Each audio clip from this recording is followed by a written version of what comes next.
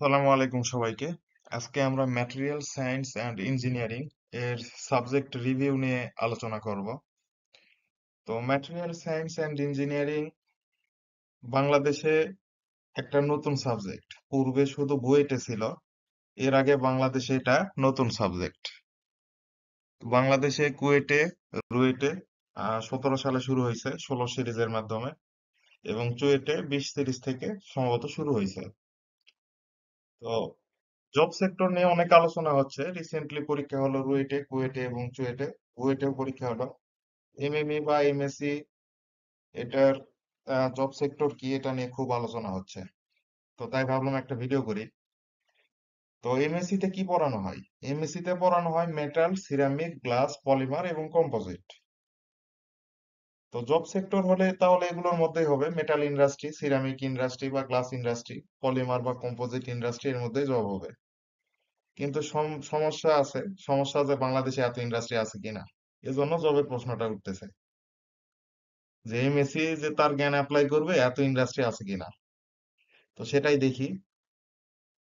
তো আমাদের পড়াশোনা তো বললাম metal, polymer, ceramic, glass, composite এসব নিয়ে। এসবের বাইরেও আছে কিছু জিনিস, bio materials, nano materials, smart materials, magnetic materials, আরো অনেক ম্যাটেরিয়ালস আছে, সেগুলো আছে। তো মূলত এই পাঁচটা, যে metal, ceramic, glass, polymer, composite, এগুলো আমাদের মূল ক্যারিকুলামে আছে।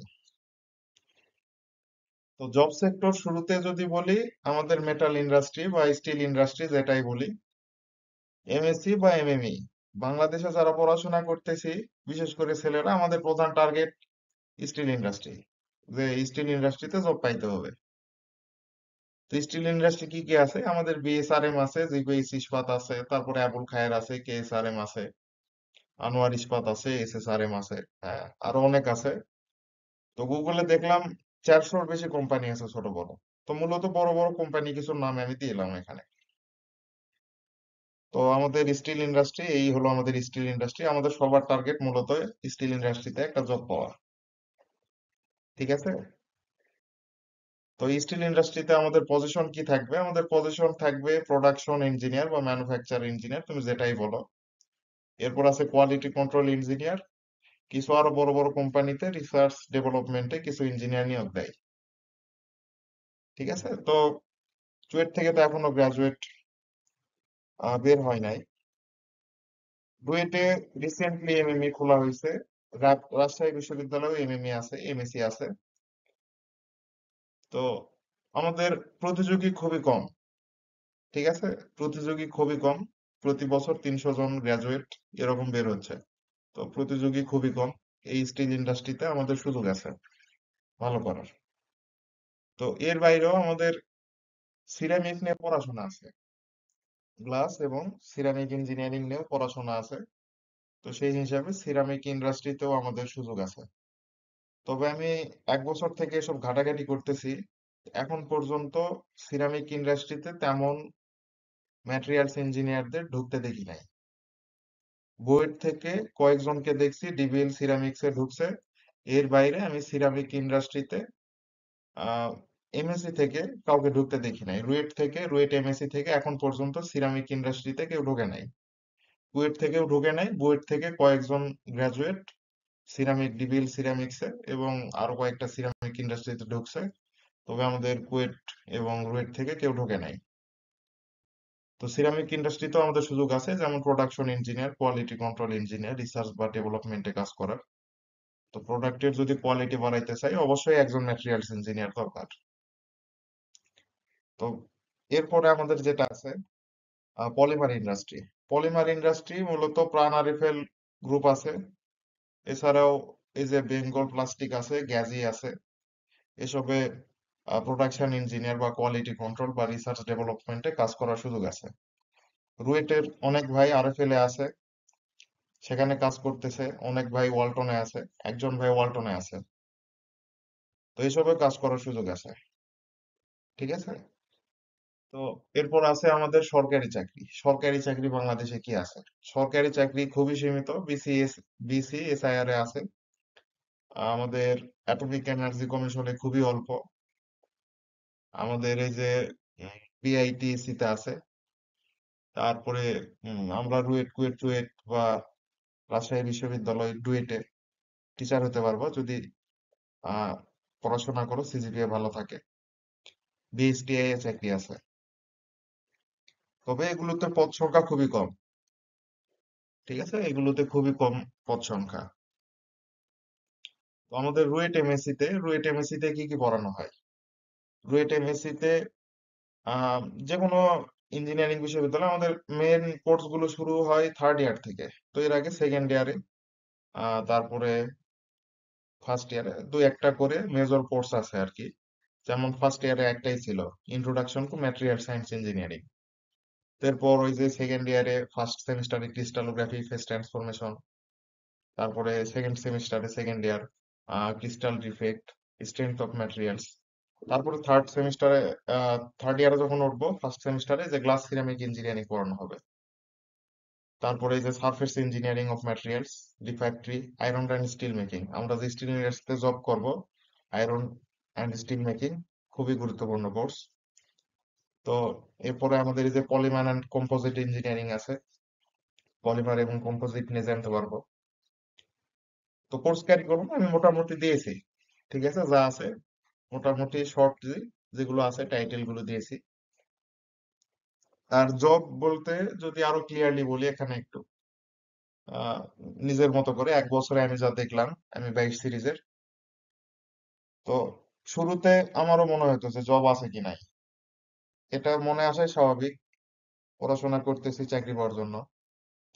তো আমাদের কিন্তু অনেক কিছু নিয়ে পড়ানো হচ্ছে, metal, composite, ceramic, glass, polymer, অনেক কিছু নিয়ে পড়ানো হচ্ছে।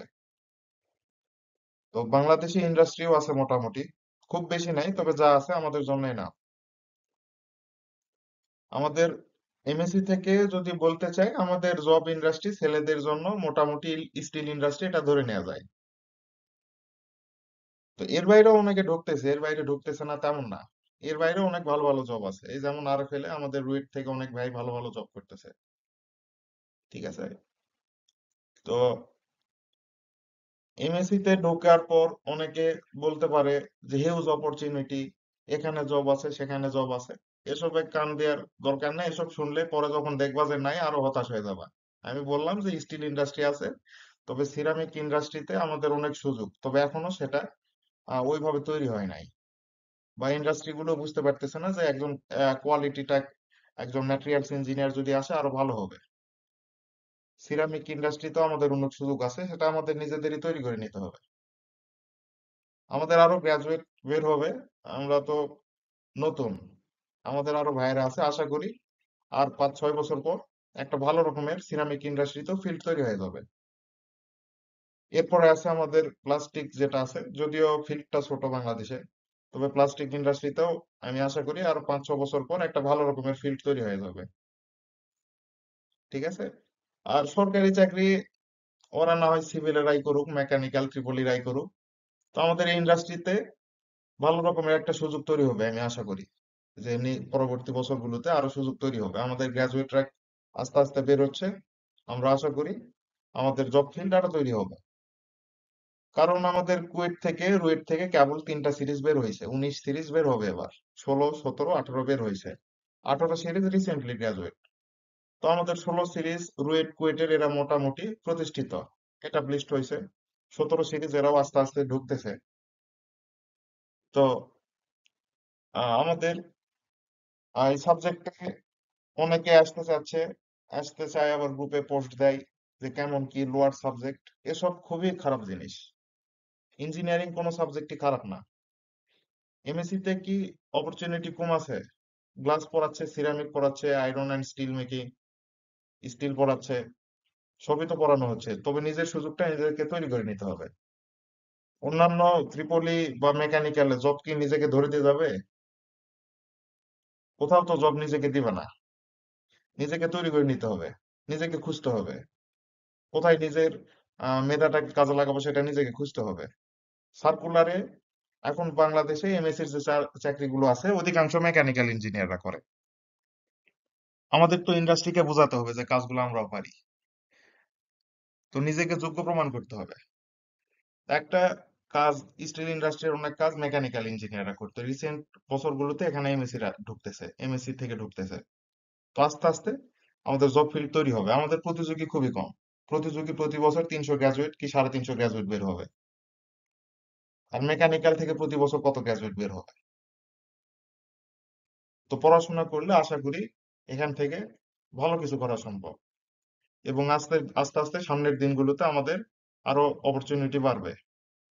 তবে শুরুতে ডিপার্টমেন্টে এসে হিউজ অপরচুনিটি এসব জ্ঞান শুনে মাথা খারাপ করার দরকার নেই। আমি যা বললাম এগুলোর মধ্যে আছে। স্টিল ইন্ডাস্ট্রি, সিরামিকে আমাদের সুযোগ তৈরি হবে সামনে, পলিমারেও সুযোগ তৈরি হবে। তবে কম্পোজিটে বাংলাদেশে এখনো তেমন সুযোগ তৈরি হয় নাই।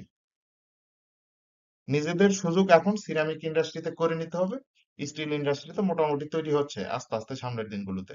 এছাড়াও কুয়েটের অনেক ভাই টেক্সটাইল সেক্টরে কিছু ঢুকতেছে, রুয়েটের কিছু ভাই আহ ভালো ভালো অন্য সেক্টর গুলোতে ঢুকতেছে, এমএসসি রিলেটেড, সাবজেক্ট রিলেটেড। যেমন আরএফএল এ ঢুকছে, আমাদের এক ভাই ওয়ালটনে ঢুকছে। হ্যাঁ, তো এখানেও ভালো ভালো জব করতেছে তারা।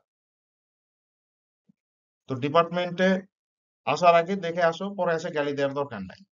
যদি ভালো লাগে আসো, না লাগলে আসার দরকার নাই। ঠিক আছে? তো সুযোগ আছে, সুযোগ আছে বললাম। কোর্স কারিকুলাম দেখো, রুয়েটের ওয়েবসাইটে যাও, এমএসসি এর ওয়েবসাইটে গেলে, বা কুয়েট যে কোনো ইঞ্জিনিয়ারিং ইউনিভার্সিটির ওয়েবসাইটে গেলে এমএসসি নিয়ে কোর্স কারিকুলাম সব ওয়েবসাইটে আপলোড করা আছে। দেখো, দেখে যদি ভালো লাগে, নিজের কাছে আরো অনেক রিসোর্স আছে।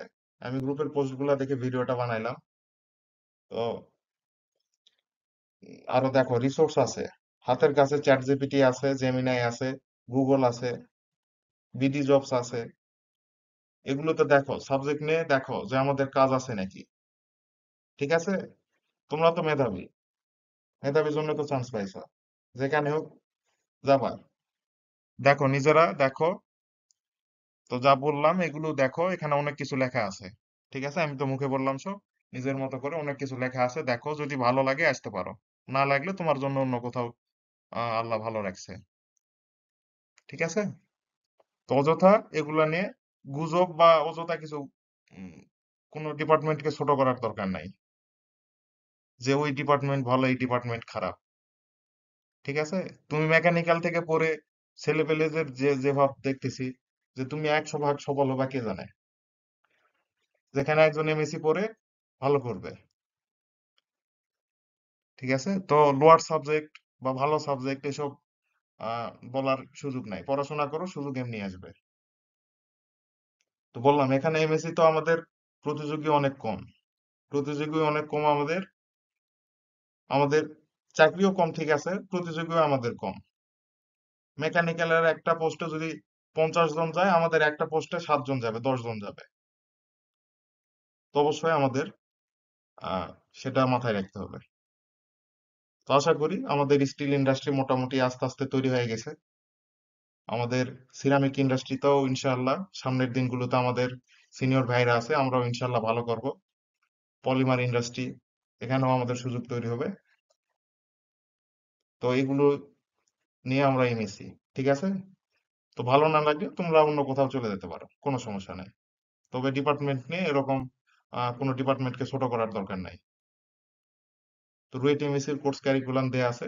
তোমরা চাইলে অন্যান্য বিশ্ববিদ্যালয়, ইঞ্জিনিয়ারিং বিশ্ববিদ্যালয়ের ওয়েবসাইটে গিয়ে তাদের কোর্স কারিকুলামটা দেখে আসতে পারো। ধন্যবাদ সবাইকে। আর আমাদের রুয়েট এমএসসির যে ভাইরা আছে, 16, 17, 18 সিরিজের আমাদের সিনিয়র ভাইরা আছে, তারা বিভিন্ন ইন্ডাস্ট্রিতে আছে। যেমন বিএসআরএম এ আছে, আনোয়ার গ্রুপে আছে, আনোয়ার ইস্পাতে আছে, ওয়ালটনে আছে ভাইরা, প্রাণ আরএফএল এ বেশ কয়েকজন ভাই আছে, একই যে ঢুকছে। তো এই আমাদের অ্যালুমনি। তো কুয়েট থেকেও সিমিলার, কুয়েটের অনেক ভাই বিএসআরএম এ আছে, কেএসআরএম এ আছে, জিপিএইচ ইস্পাতে আছে একজন। তো সবাই মোটামুটি ঢুকতেছে আস্তে আস্তে। ঠিক আছে? তো এইসব নিয়ে আহ কোনো ডিপার্টমেন্টকে ছোট করার দরকার নাই। তো বললামই, মেকানিক্যালদের সুযোগ হয়তো আর একটু বেশি, ত্রিপলিদের সুযোগ আর একটু বেশি। তবে এমএসসি তে পড়ে নিজেকে ছোট ভাবার বা এমএসসি কে ছোট করার কোনো দরকার নাই। তো আশা করি ভিডিওটা দেখলে তোমার যদি ভালো না লাগলে তুমি অন্য ডিপার্টমেন্টে চলে যাইতে পারো। তো একটা ডিপার্টমেন্টকে ছোট করার দরকার নেই। এখানেও তো হিউজ অপরচুনিটি আছে, আমাদের প্রতিযোগী কম। বাংলাদেশে যখন আরো ইন্ডাস্ট্রি, সামনের বছরগুলোতে আরো ইন্ডাস্ট্রি হবে, তখন আমাদের আহ আরো এমএসসি গ্রাজুয়েট লাগবে বা এমএমই গ্রাজুয়েট লাগবে, তখন আমাদের আরো সুযোগ তৈরি হবে। তবে এখনো যা আছে, এটা যদি আমরা নিজেরা খুঁজে নিতে পারি, তাহলেই এনাফ আমাদের জন্য। ধন্যবাদ সবাইকে।